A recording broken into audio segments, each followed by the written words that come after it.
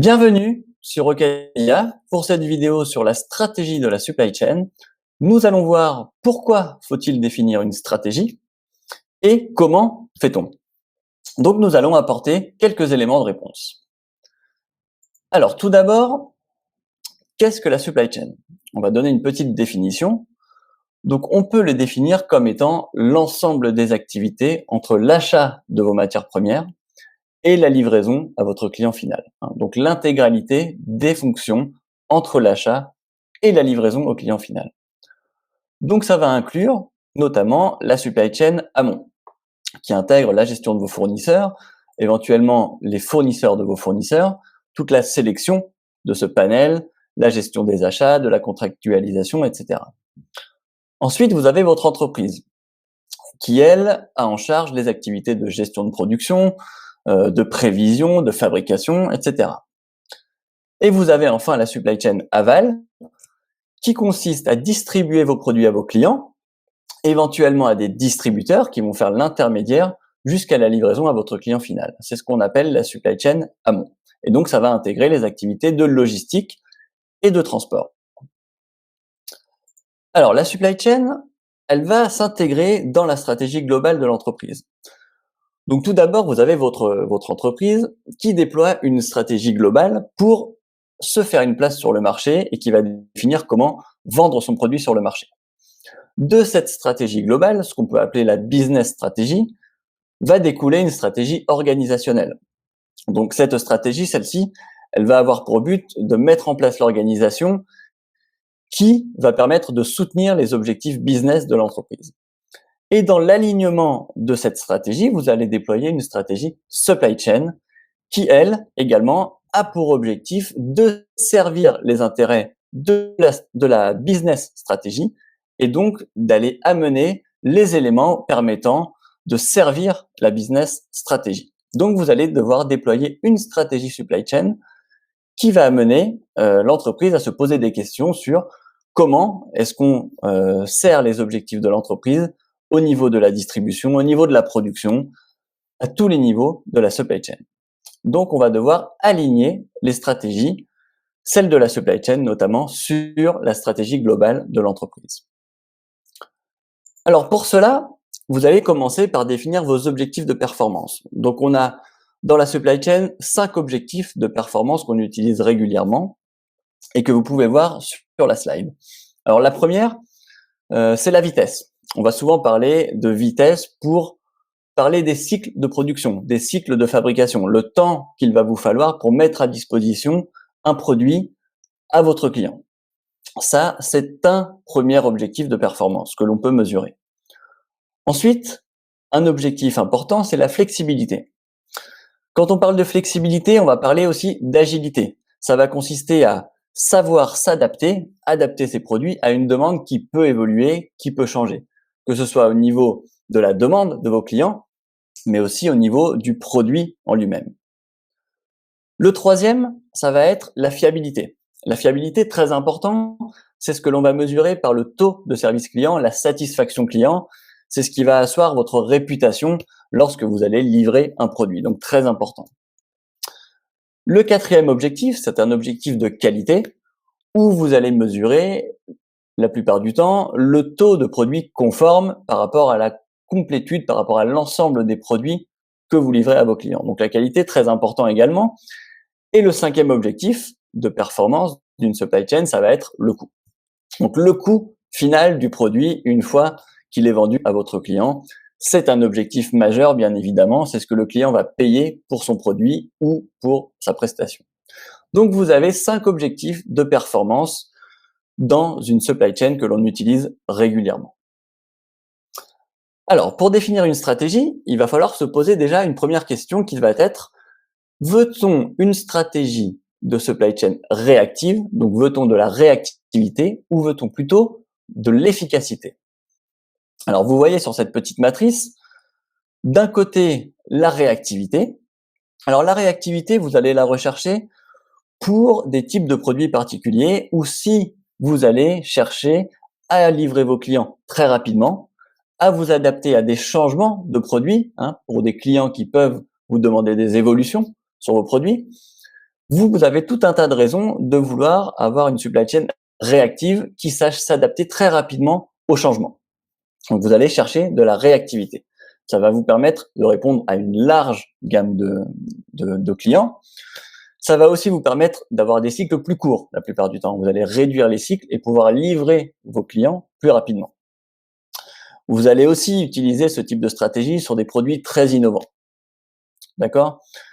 Alors, cette supply chain réactive, elle a beaucoup d'avantages, mais par contre, il faut avoir conscience qu'elle a un coût, puisque ce que vous gagnez en réactivité va vous coûter à un moment donné un petit peu plus cher que lorsque vous vous tournez vers une stratégie plutôt efficace. Alors, si on parle de la stratégie efficace, la supply chain efficace va être un petit peu différente dans sa conception, puisque son objectif principal va être de réduire les coûts au maximum. Donc, vous allez chercher à produire des pièces au coût le plus réduit possible pour pouvoir proposer à vos clients un produit à coût le plus réduit possible également. Donc là, les priorités sont souvent différentes. Vous privilégiez le coût sur la réactivité. Donc c'est plutôt adapté dans le cadre de produits très standardisés sur lesquels vous allez avoir des gros volumes de vente. D'accord? Donc selon la typologie de votre produit, vous allez vous tourner plutôt vers une supply chain réactive ou une supply chain efficace. Alors un autre élément va être de déterminer une stratégie de production qui fait partie intégrante de la stratégie de votre supply chain au global. Donc selon votre produit, selon vos clients, vous allez être amené à définir une stratégie de production qui ne sera pas la même. Alors vous pouvez voir cette petite matrice qui vous répertorie les principales stratégies de production selon la variété de vos produits que vous avez en ordonnée ou le volume de vos produits. Donc on va les détailler un petit peu. La première, c'est ce qu'on va appeler l'engineer to order. C'est une stratégie dans laquelle vous allez designer un produit pour un client particulier. Donc là, vous êtes sur des volumes très faibles. La plupart du temps, vous êtes même sur du produit unique. Donc vous allez travailler un cahier des charges avec un client qui veut un produit très particulier. Vous êtes capable, du coup, d'adapter à 100% ce produit à la demande de votre client. Donc dans la matrice, vous êtes bien sur une variété très large, vous pouvez tout faire, mais vous êtes en revanche sur un volume très faible. Donc dans ce type de produit, vous allez privilégier une stratégie engineer to order. Alors ensuite, quand vous avez un petit peu plus de volume, quand vous avez un petit peu moins de variété, vous allez pouvoir vous tourner vers une stratégie de make to order. Donc c'est par exemple, pour vous donner une image, ce qu'utilisent les constructeurs d'avions, comme Airbus, comme Boeing. Donc vous avez un produit qui est adaptable à la demande de votre client, mais qui reste sur une base standard. Et vous allez lancer en production un produit seulement une fois que vous recevez la commande de votre client et pas avant. Donc c'est ce que font par exemple les avionneurs. Donc ça correspond à des volumes qui sont un petit peu plus élevés que sur de l'engineer to order, avec une variété de produits qui va être un petit peu plus faible, puisque vous avez quand même une base commune que vous allez certes pouvoir adapter ensuite à vos clients. Ok? Troisième stratégie de production que vous pouvez définir va être l'assemble to order. Donc assemble to order, ça va se justifier lorsque vous allez sur des volumes qui commencent à être un petit peu plus conséquents. Donc on va être par exemple sur de l'assemblage de vélos, sur de l'assemblage d'ordinateurs ou toute autre pièce de type. Donc là l'intérêt c'est que vous allez stocker des composants, les pièces primaires, et qu'à la commande de votre client, vous allez seulement réaliser l'assemblage. Donc l'intérêt, le gros intérêt de cette stratégie, c'est que vous n'avez plus que l'assemblage final à réaliser avant de livrer votre client. Donc vous allez gagner en vitesse, gagner en lead time. Vous allez pouvoir livrer votre client beaucoup plus rapidement. Donc c'est le principal intérêt et ça vous évite de stocker des pièces terminées. C'est notamment ce que réalise Dell, les assembleurs d'ordinateurs, le constructeur américain. Toute sa stratégie est fondée sur de l'assemble to order et lorsque vous choisissez votre produit, vous choisissez les options, il ne reste plus que l'assemblage final à réaliser et c'est comme ça que vous recevez votre produit très rapidement. Ensuite, la dernière, et la plus répandue, va être le make to stock. Alors le make to stock, c'est une stratégie où vous allez produire des produits plutôt de type simple, de commodité, des biens de consommation courante, mais sur des volumes très importants. Donc vous allez fabriquer, vous allez mettre en stock et vous allez livrer vos clients à partir de votre stock. Donc là, on est typiquement sur des produits où vous allez produire de très gros volumes de production, des volumes très élevés. Par contre, vous avez des produits très standardisés, donc peu de variété. Vous allez optimiser vos moyens de fabrication et votre stratégie de production de manière à produire le maximum de quantité à un prix le plus réduit. Ce que vous allez chercher à fournir à vos clients, c'est vraiment le meilleur rapport qualité-prix, des produits très standards, mais à des coûts très attractifs. D'accord ? Et récemment, on voit de plus en plus arriver une nouvelle méthode de production que l'on peut appeler la mass customization, donc qui est quelque part un modèle hybride entre le make to stock et le make to order. Ça signifie que vous allez proposer à vos clients des produits plutôt dédiés à être produits en gros volume, mais sur lesquels vous allez quand même autoriser une customisation, une personnalisation de vos clients. Donc Nike le fait très bien depuis quelques années. Vous avez quelques constructeurs automobiles qui proposent maintenant de plus en plus d'options. Donc on est vraiment sur des volumes très élevés. On serait plutôt sur du make to stock, mais vous allez avoir la possibilité de personnaliser votre produit. Et donc cette stratégie s'appelle la mass customization et elle est de plus en plus présente dans les stratégies supply chain. Alors chacune de ces stratégies de production va vous amener un lot de solutions à déployer qui sera adéquate et qui seront totalement différentes selon votre mode retenu. Alors, on va regarder un petit peu les types d'implantations qui vont s'adapter à ces stratégies de production. Si on reprend l'exemple de notre sous-marin, par exemple, vous vous souvenez, on est sur de l'engineer to order. Donc l'objectif là, c'est de définir un produit totalement personnalisé pour un client et le volume sera très faible, voire unitaire. Donc dans ce cas, vous allez avoir un type d'implantation en atelier qui est une localisation fixe. Donc votre produit va être au centre de l'atelier et les ressources viennent travailler sur le produit. Les opérateurs viennent travailler directement sur le produit qui, lui, ne bouge pas. Quand vous avez un petit peu plus de volume, vous allez sur du make to order par exemple, vous allez pouvoir adopter une implantation de type approche fonctionnelle. Donc qu'est-ce que ça signifie ?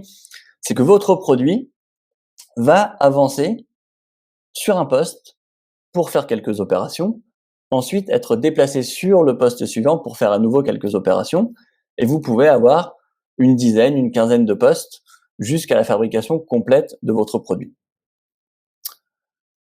Lorsque vous avez à nouveau encore un peu plus de volume, par exemple de l'assemblage d'ordinateurs, de l'assemblage de vélos, vous vous souvenez, on a plutôt parlé d'assemble to order, alors on va pouvoir commencer à penser à une configuration en cellules dédiées. Donc, c'est-à-dire qu'on va configurer des cellules de production qui seront dédiées à un produit. Donc, ça permet de rassembler les postes de travail, de rassembler les opérateurs, et ça évite d'avoir trop de mouvements de vos produits au travers de votre usine ou de vos ateliers.